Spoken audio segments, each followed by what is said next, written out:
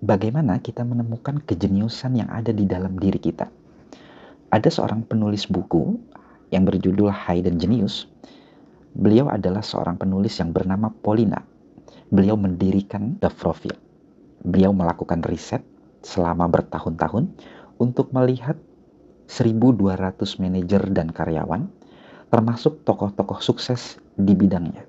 Dia ingin melihat apa di balik kesuksesannya dia itu. Kejeniusan seperti apa yang dimiliki oleh tokoh-tokoh sukses tersebut.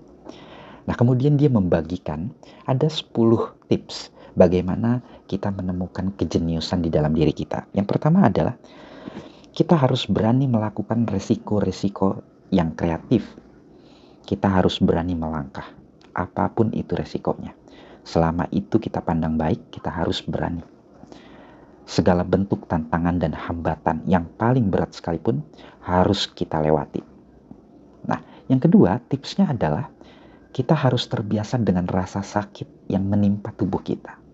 Rasa ketidaknyamanan. Mengapa rasa yang nggak enak ini perlu kita rawat?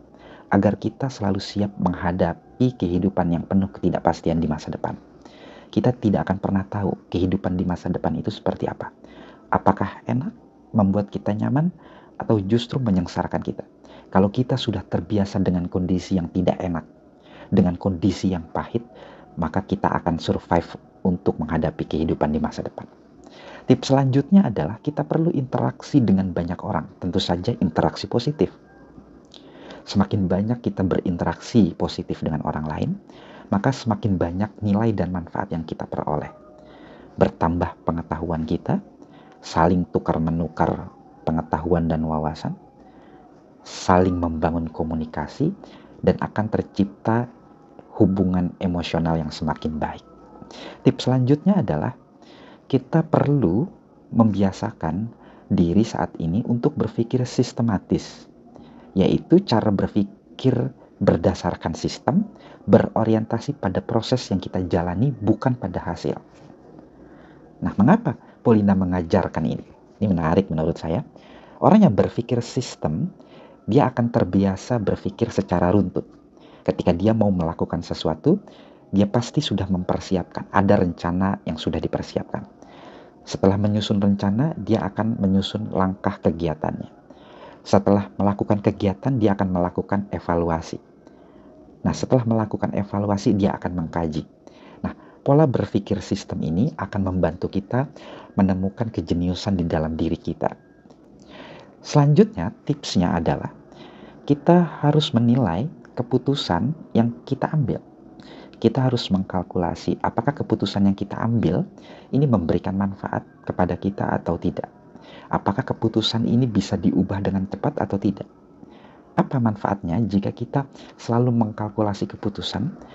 Menurut Polina, kita akan siap memikirkan keputusan alternatif apabila keputusan yang sudah kita ambil tidak sesuai dengan kondisi masalah yang sedang dihadapi. Selanjutnya, tipsnya adalah merawat pikiran jernih. Kita ketahui bahwa dengan berpikir jernih, tanpa kepentingan, tanpa preferensi buruk apapun, pikiran jernih akan menjaga kita dari berbagai macam prasangka pribadi kita. Pikiran jernih akan membentengi kita dari berbagai keyakinan-keyakinan yang abu-abu. Pikiran jernih akan membantu kita menilai suatu persoalan secara objektif. Selanjutnya, agar kita menemukan kejeniusan di dalam diri kita adalah kita perlu melakukan diet konten. Di tengah surplusnya informasi saat ini, kita perlu memfilter, menyaring. Kira-kira informasi ini relevan tidak dengan karir kita? Apakah pengetahuan ini sesuai nggak dan dapat menunjang karir kita atau tidak? Apakah berita-berita ini penting untuk kita serap atau perlu kita abaikan begitu saja? Nah, mulai saat ini kita perlu memfilter itu, diet konten. Karena kita ketahui tidak semua konten yang beredar di ruang publik itu baik untuk kita konsumsi. Dan yang terakhir, menurut Polina adalah kita perlu mencipta. Kita tidak boleh berdiam diri. Dengan mencipta, maka kita akan terbiasa menemukan kelebihan dan kekurangan hasil ciptaan kita. Dengan demikian, kejeniusan diri kita akan semakin terasa. Terima kasih.